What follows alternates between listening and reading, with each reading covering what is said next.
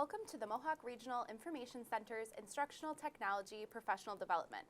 Today we have Brad Seidman from our Model Schools team to share strategies on how to get your students ready for grades 3 through 8 math computer-based testing. The Q&A section at the bottom of your Zoom screen will be open during the webinar to ask questions. We will also be dropping Brad's resources into the chat for future reference. And one last housekeeping note, please be sure your Zoom name includes both your first and last name for attendance purposes. And with that, I will turn things over to Brad. Good afternoon. My name is Brad Seidman, a Technology Integration Specialist with the Mohawk RIC. Today, we are going to talk about math tools to help you and your students to prepare for CBT testing. We understand that you and your students are nervous with this new process. I experienced CBT testing as a teacher the first year it was introduced in New York State. I'm confident everyone will be successful with CBT testing. There are many ways to prepare your students for CBT testing. Today I will share a few resources that I prepared to help you support your students. Toward the end, there may be time to answer a few questions. I also created a Google Doc with resources by math subtopic and Google Jamboards broken down by grade level bandwidth. These will be shared with you after this presentation. Also, your students are already immersed with technology, both in school and at home, so this transition should be smooth for you. Finally, my contact information will be shared with you, so if you have any questions afterwards, I'll try my best to support you. Thank you, and hopefully this will help. So today, the first question I have on here is from grade 3 on the New York State Math Sampler. As you can see, this is right on the New York State website, and you can have your students go in here and practice the questions right on here on this website. The only problem is you won't get the information shared with you because the students practice and the information, there's no submit button for you to see how students did at the end. So I created a sampler where students could take this information, this question, and go on and practice. So right here, I have a fraction website, and these are free tools that will be shared with you. I'm going to move over, drag over these tools right here, so you can see the fraction question. When we go back right here, it says, a bake sale has 3 cakes, as shown below for the sale. Each cake was cut into 6 slices. Each slice was sold for 5 cakes. What was the total amount earned for the sale of all the cakes? So first I want to make sure I have 3 cakes here. And then I'm going to take the tool right here, this pencil, and I'm going to cut them into 6 equal pieces.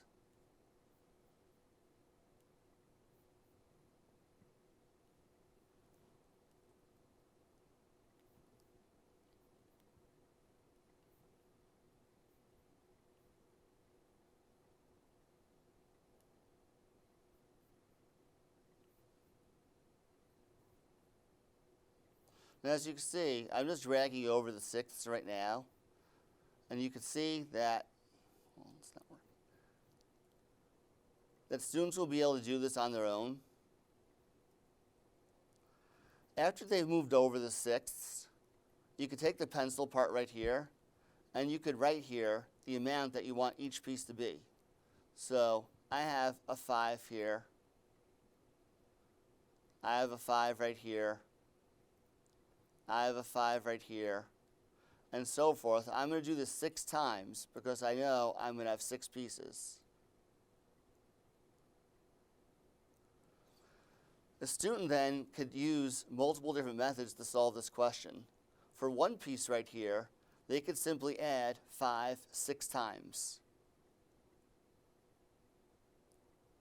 If this is the method that they found easy to solve this question.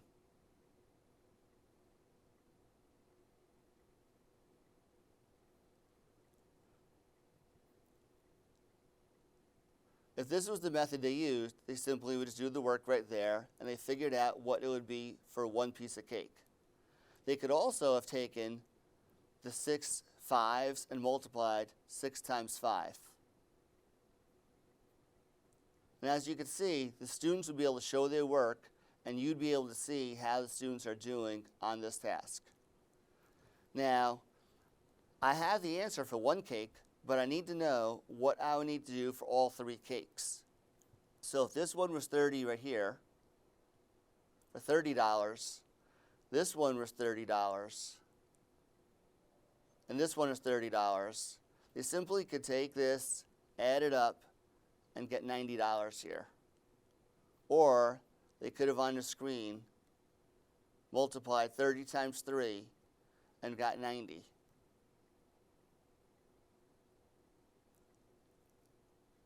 Now, as you can see, I did all my work. I had to practice moving over fraction pieces. I had to write on the screen, and I had to solve the question here. This is great because this is practice that students will need on the computer to get them prepared for CBT testing. Now, again, I'm going back to the question. This is a 3rd grade question that is on the CBT test for practice for students to do. This question can be changed. You could have your own question, and you could have the students manipulate the manipulatives here anyway. This is a free resource, like I said, will be shared with you at the end of this webinar. The second question I have today that I'm going to practice with you is for grade 6 and grade 7. It's a ratios question. So again, students need time to practice on the computer to get prepared for the CBT test. So for today's numbers, I'm going to put in 3 and I'm going to put 4 right here in the box. This is a Google Jamboard that I have created here for you. Now, students are going to need time to practice writing numbers, using the mouse, scrolling around, and manipulating the screen on the CBT test. So for the purpose of today, I'm not going to fill in everything on this screen, but I'm going to show you what students can do. So if the students wanted to practice writing this as a fraction, they could write it simply as 3/4 in this Google Jamboard. If they wanted to write it with a colon, I would simply go 3 to 4 in the Google Jamboard. Now, what's great about the Google Jamboard is you could see how the students are doing on the questions. You could have students share their screen on your smart board, on your whatever technology you have in your classroom, and you could see how students are doing. Students could explain, and you could go into each Jamboard and see the students' progress. This would all save to your Google Drive as well. And so forth, kids would continue to go, and they would fill in all the information right here.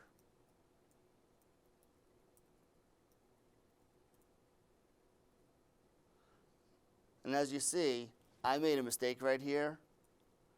I started putting a colon instead of writing the word 2. What's great with the Google Jamboard is I could go right over here. I could erase it, go back to the pencil, and I could fix the work I made. Students are going to need to be able to do this on the CBT test. They're going to have an option to erase a mistake they made, and they'll have a pen to write and when to answer these questions. And as you see, I made a mistake. Students make mistakes all the time. Adults, we make the mistakes all the time. This eraser tool is great to have on a Google Jamboard, and they will have this available to them on the state test also. So over here, if you wanted them to write down what is a ratio, students are going to have to, on the test also, not just show numbers. They may have to write a sentence in here. You could have the students have the availability to type it in. Today, I'm just going to show you how students could write it in with the marker I have here. So I'm going to say that ratios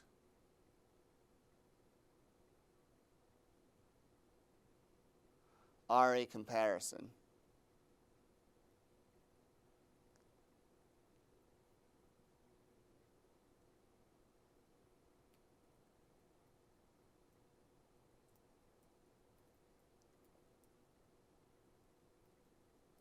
Again, what's great about this Google Jamboard is you could see all the students' work. They could be working on this at the same time. This is saved to your Google Drive if you are a Google Classroom, Google Education school. So you could have this saved permanently and you could refer back to it later on. Right here, if I wanted to use multiplication to solve a ratio, students are going to have to do this type of work inside the test also. So hypothetically, if I have 3 to 4 as my ratio, and I said that I want to multiply it times 2, and for those of you that are math teachers, you know you multiply times 2 for one number, you have to make sure you multiply times 2 for the other one as well to keep the ratio equivalent. Now my equivalent ratio would be 6/8. So again, Google Jamboard is a great tool for students to use in the classroom because you will have the tools on the Google Jamboard for students to use. A third tool I'm going to share comes specifically from Castle Learning. Now, I know every school on here does not have Castle Learning, but I'm going to show you how Castle Learning allows you to complete assignments on here and show you where the Google tools are on here, or where the New York State CBT test tools are going to mock. On the CBT testing, the tools will be mocked here on Castle Learning. So I need to scroll over to the question that I want to answer. So the first thing I'm going to do is show you the equation editor. Now what's great on here is the equation editor is almost identical to the equation editor on the New York State CBT test. Right here, if you see the button I'm clicking on, this is the equation editor. Once I click on that, this is going to open up, and students will have access to all these tools here. These are the identical tools that are on the New York State CBT test as the equation editor on the toolbar there as well. The one thing I want to let you know, though, is that this question is a grade 5 question, so the equation editor that you have for your students may look different because the equation editor on the New York State CBT test is set up by bandwidth. Grades 3 and 4 have the identical equation editor. Grades 5 and 6 have the identical equation editor.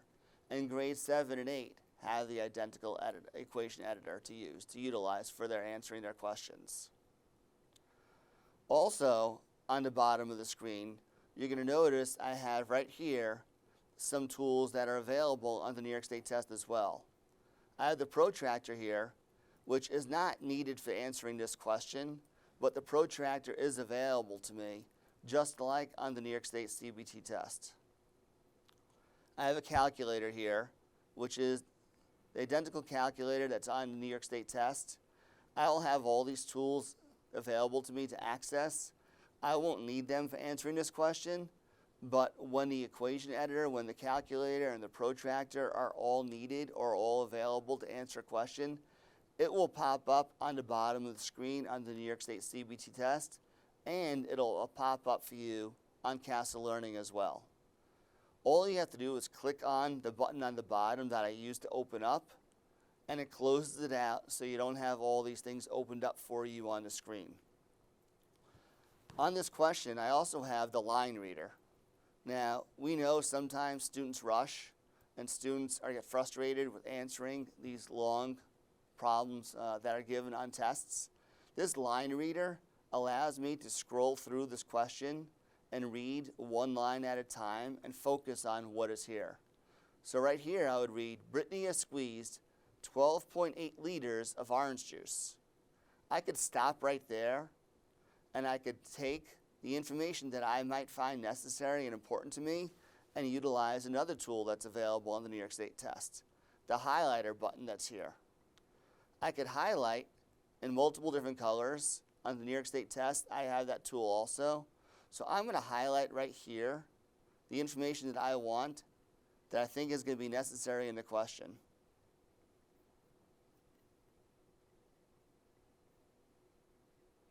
So Brad, we're getting some questions in the chat about some of the resources and how they can really help prepare, students for CBT. So I think it's just safe to remind participants that these tools are shared now to kind of help that more ongoing, authentic instruction. But of course, heading to that question sampler will really be the best place to get to know those specific tools. Do you agree with that, that this is really more for that authentic day-to-day practice, to practice that clicking and dragging, showing work?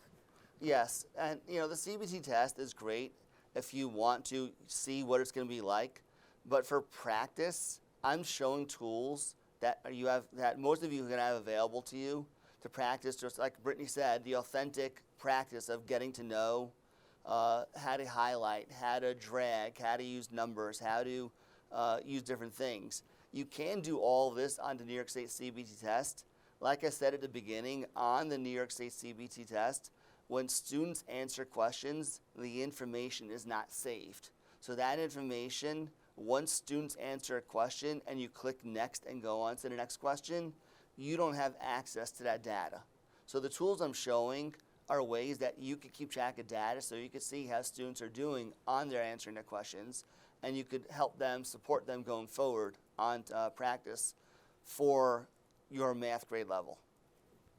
Great, and we have just one more question in the chat that came up about modifications for students with fine motor issues. Currently, the accommodations that are laid out by the state are the only ones that are on that sampler now. So if a student is not able to test on a computer and those accommodations that are available through the state are not meeting the student's need, the paper-based testing is still an option. And then moving forward, making some of those decisions maybe for next year's computer-based testing with those accommodations and what that will look like for the students. But specifically for fine motor skills and things of that nature, there isn't anything super specific that the state has come out with as far as an accommodation for computer-based testing. So paper-based may be the best route for said students, but you know your students best, and working with your special ed provider as well as your technology admin in your own district will be the best approach to making those accommodations right for each student. So on this question, like I said before though, thank you Brittany for those questions. I could highlight in here exactly what I want.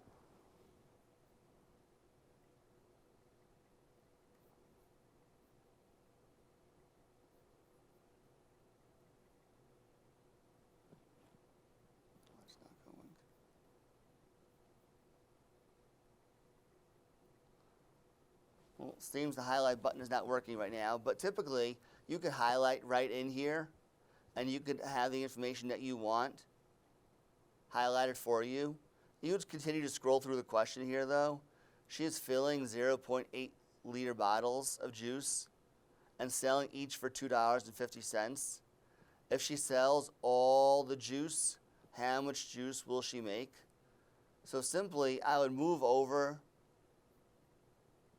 the tool that I was using, and I'm going to close it because I don't need these tools anymore. At this point, I would have highlighted, I would have used the line reader, which I don't need anymore. And then I would go down here and I could answer the question. The student you have the calculator available to them. Over here, I would write my answers. I would write what I want right here. So I could write 12.8 liters. So I have my information available to me. And as you see, I made a mistake. What's great is the students could just go and fix the mistake. I have 0.8 liters per bottle.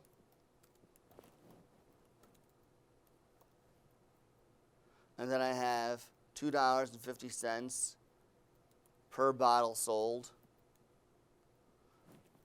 So I have this screen right here where I could do my work.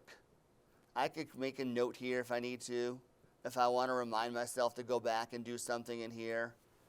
Reminder, make sure I answer every part. This tool is also available on the New York State test.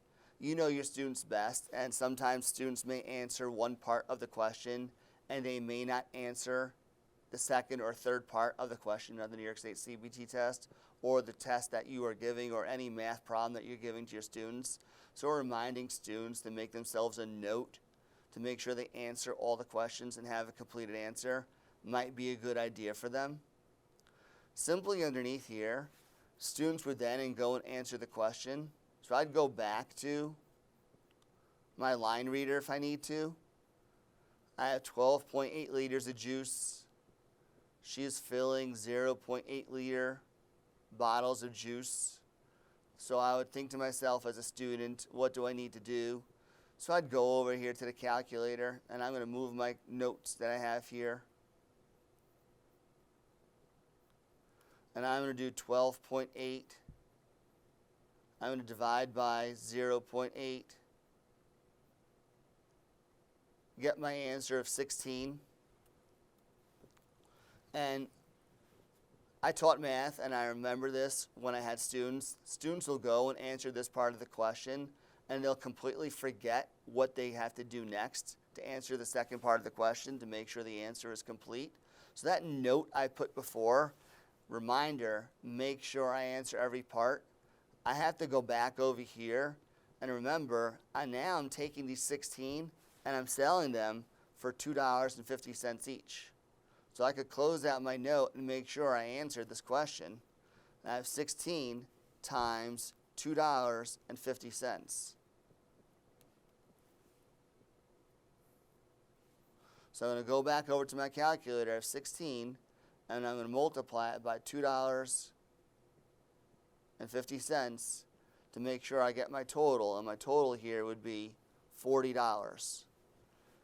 That note is great for students who need that reminder to make sure they answer every single part of the question. For some of us, for some of our students, it's going to be a game saver to have that tool available to us.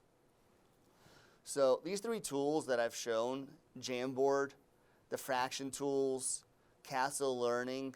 Castle Learning is available only if your school purchases this through the RIC, but the other tools I've shown so far are all free resources that you could utilize that are going to be shared with you at the end of this webinar. So now I'm going to go and show you some of these resources so you can see what's going to be available to you. These math manipulative sites that are going to be shared are all free. I've used them as a teacher. I've used them to help students outside of the classroom also for tutoring. They're great, they're bright, they're easy to use. These virtual math manipulatives, I prefer the Didax ones, and those of you that are math teachers, you probably have Didax math tools in your classroom. All you have to do is go to this website, you click on the tool you want, it opens up. Whatever question you give your students to work on, they could utilize these math tools and work on it on their screen while you are instructing your students, and they could answer the question. These tools are available with the number, with the pencil also, so they can mark up the screen as they're working here. If they make a mistake, the eraser is here for them.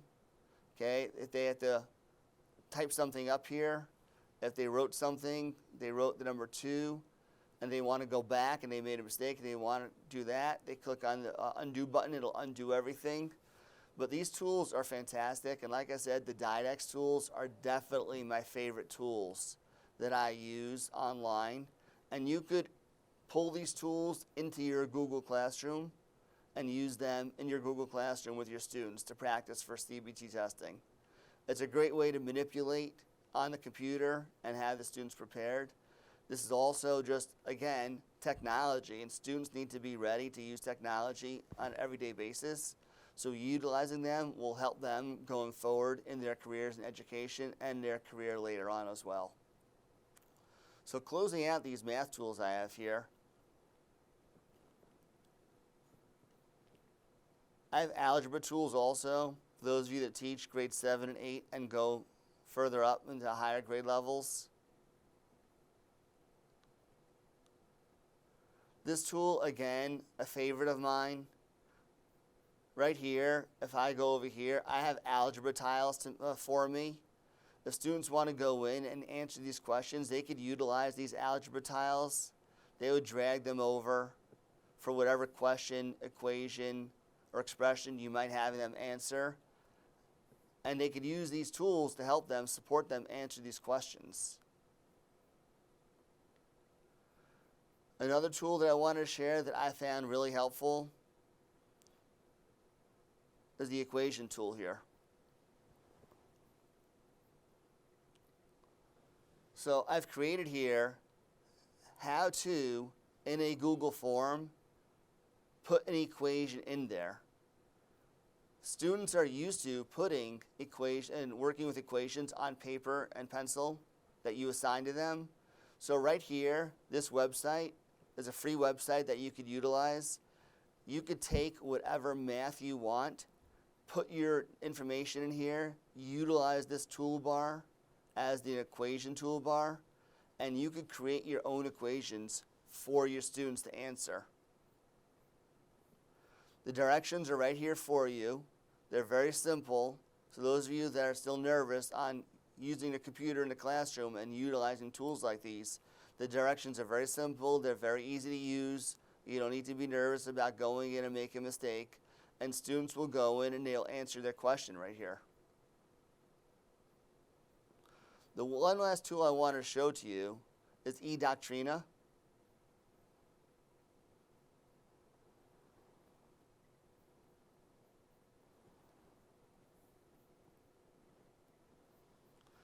Now, eDoctrina is another tool that you could use with your students.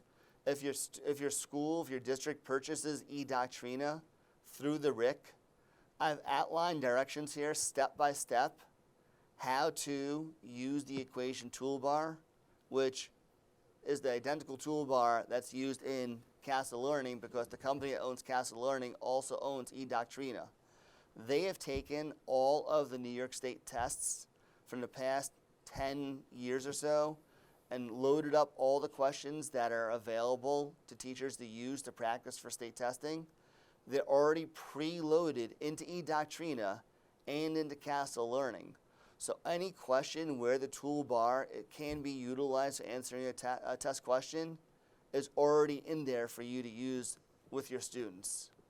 Like I said, the math equation toolbar in eDoctrina and in Castle Learning is identical to the New York State tests. And as you can see, is right here. Last but not least, at the bottom here of the resources, I've showed what the toolbars look like. And as you can see in grade 3 and grade 4, the toolbar is identical. Grade 5 and grade 6, this toolbar is identical as well. And when you get to grade 7 and 8, you're going to notice there are a lot of other features added on that are not available for the grades 3 and 4 students because they wouldn't need to utilize it. I've taken the time to take the toolbar and give you descriptions of what those pictures look like because when students get there, they may not understand what these symbols mean. So I've taken the time to take each of the tools that are on the toolbar, shown you what grade levels, bandwidths are going to have access to these, and explain to you what the function of these tools are. So for example, everybody in here is probably used to the undo button that they've used in the classroom or on a personal email or whatnot. Students may not be familiar with it, but this is a great way to get them prepared for the New York State test. Some of the tools are really simple and they will be identifiable for you and your students, like the plus symbol, the addition symbol, the subtraction symbol. As you get down here, these symbols here, you and your students may not understand what the symbol is. And this is a stacked addition question. It's taking the numbers and you're adding the numbers in here. It will have a plus sign on there. Students will need to enlarge the screen to notice that the plus sign is there, the addition sign is located there. There will be an addition, a subtraction, a multiplication, and a division one. This one right here is another one where I've noticed where students may struggle and you may want to practice with them is the fraction one. Students may just look at it and see a box, a line, and a box and really not sure what to do there. This is a fraction tool that students will be able to utilize. They will be able to put a fraction in here, a mixed number. There's a parentheses option here. There's an angle option here if you're working on measurement and geometry.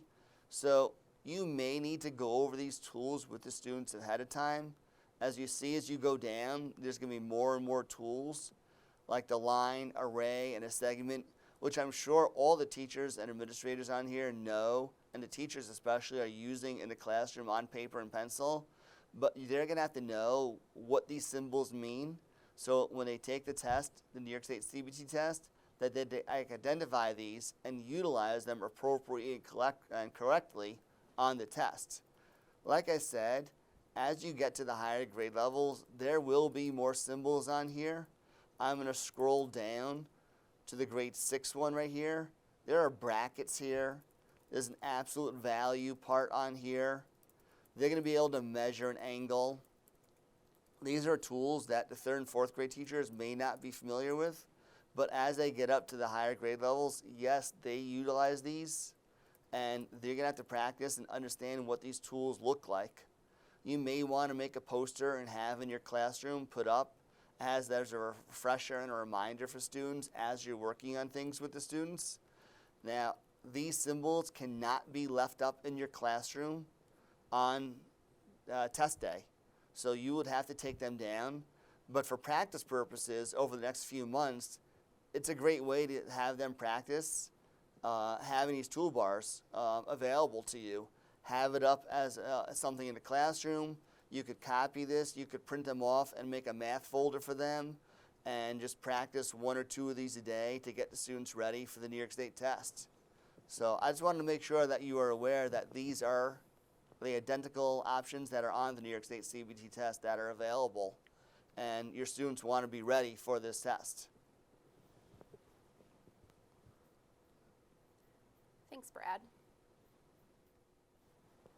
So, I think one other piece that we can just kind of reiterate and mention that, you know, just as we're practicing for our typical paper-based tests, right, we wouldn't just want to continue to give those paper-based practice tests. We would be practicing those skills authentically, right, not always using the same story all the time. So I think our same strategies can be mirrored in computer-based testing, right, that not everything is going to look identical, but having some of those larger skills practiced, the manipulation of a mouse, practicing to drawing on the screen, right?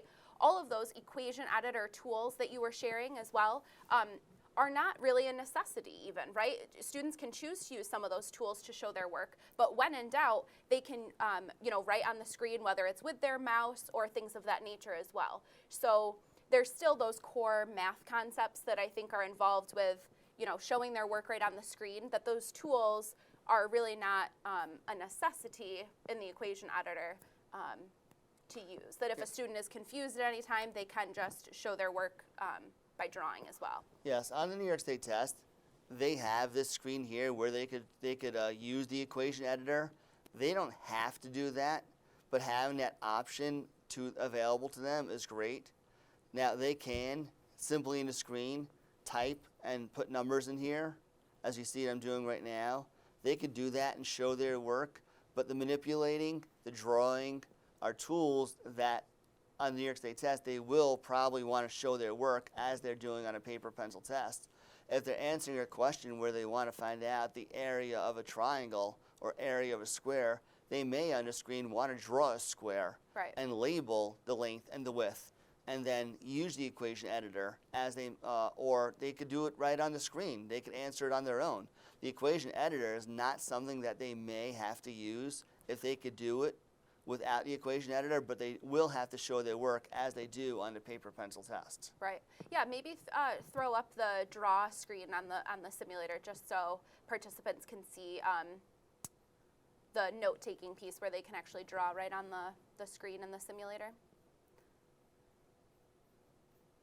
I apologize, I have to go to a question where I could do that. So here's a drawing right here. So they may have a question where they have a square here and they want to label it as such, as they might want to do, and they're going to have to do this on the New York State test. So those of you that know, if they're answering a part 2 or part 3 question, they have to show their work. They can't just put an answer in there. So they may want to show a square here, label the 4 and the 5 as the length and the width. And then if they wanted to find out the area, show that 4 times 5 equals 20. I found that something that might be helpful is manipulating on the screen, having them get used to the mouse pad, a trackpad, or if they have an actual mouse to use to write the numbers or draw the numbers, draw their figures on the screen would be helpful. I found that was a struggle with students being able to draw and do these things on the screen. Students are used to, on a paper pencil test, simply drawing a square, labeling a side as 4 and 5, and then doing 4 times 5 equals 20 for finding out the area.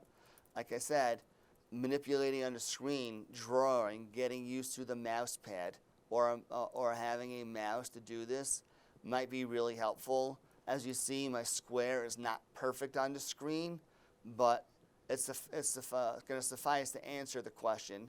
And the teacher that grades this will be able to see what the student was trying to do to answer this question. So this is something that you're going to want students to be able to practice.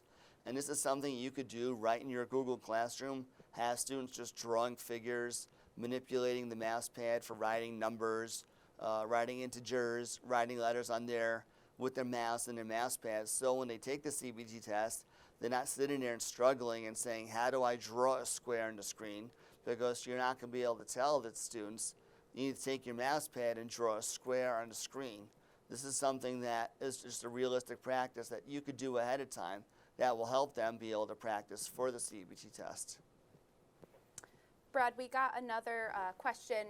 Can they show their work on paper, which of course they can, right? Students will have scratch paper like normal, as well as graphing paper too, that can be available to them. However, those scrap sheets of paper will not be scored, right? They're still considered secure test materials, but they're really just to have the students work out what they need to on paper as they are comfortable, but the appropriate amount of work and answer will have to be translated onto the paper, just like computer-based testing for scoring. Yes, definitely. They will have scratch paper available to them to answer on the paper what they want to do for answering the question, but eventually their work will have to go on this screen, and they will have to show their work in here because this is what will be graded. So if this is a 4-point question that's given on a math test, and teachers on here know that students show their work, and even if they get the wrong answer, they could get partial points for answering the question. So they will have to take their paper pencil work and put it on this screen to show what they were doing for answering the question. I always had my students, if they were going to do a question here, if they wanted to solve this question here, if I have a rectangle here, if they drew it on the screen and they wanted to know what the area was on here, they can do this on the paper pencil first and multiply 7 times 3 and get the answer of 21, which is, on the paper pencil, that's going to be a secure math material. That will be collected, and that will go with the test booklet. But at the end, this is what's going to be graded. I always have my students on the CBT test when I was teaching in the classroom do their work like this, and I have them circle the answer at the end so the grader will know what the answer was. But they will, like I said, have to show their work on here, have to manipulate the mouse pad, have to manipulate the trackpad, or if they have a mouse that's plugged in, to be able to show this work. I found, and the question before about the OT, this was an issue even for students without OT issues, having the ability to draw out numbers, letters, shapes, whatever they're drawing on the screen. This was a problem that students had. They weren't comfortable with doing this. So they will need time and practice over the next few months to be prepared for the state test, because this is something that they will have to do even if they are not using the equation editor. And this is something they're going to have to be comfortable with. And you could add more drawings in here. As you see, I put one drawing in here. And if it's a 2-part question, you have one drawing. You could put your second drawing right next to it here, and then answer the question right here. You would put your answer here. Even though you put your answer right here, if the answer was 21, I always still had my students circle the answer on the screen, because the person grading is trying to figure out what work the student was doing. So as teachers, when we grade the test, we're always trying to give the students benefit of the doubt. We're trying to give them points for answering the questions. So if they could show as much work as possible on the screen, circle the answer, it goes a long way of helping grade the tests on here. Yes, And I shared too, Brad, the New York State's language on what scorers will see versus what the student puts in the box, just to give teachers that insider view of what those scorers would see, just as teachers would know what scorers would see on paper-based tests. So, and the site that I shared too also has some great FAQ questions that are geared towards teachers to learn more about that as well. Yeah, definitely great resource to share.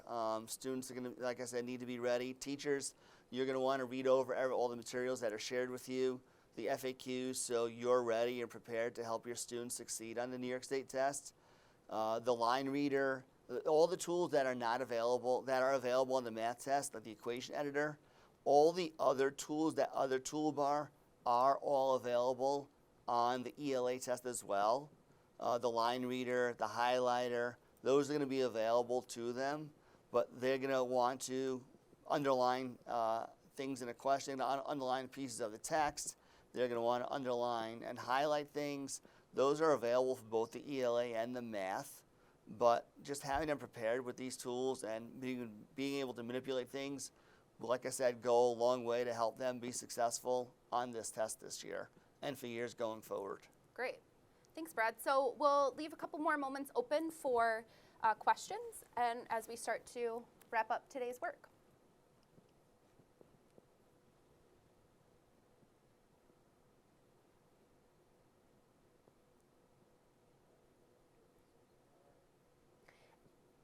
And as a reminder, there are resources in the chat, the Google Doc that Brad shared on his screen with all of the links to those manipulatives and important sites that you may want to use with your students. Those are in the chat, and we can also get those to you after the webinar as well.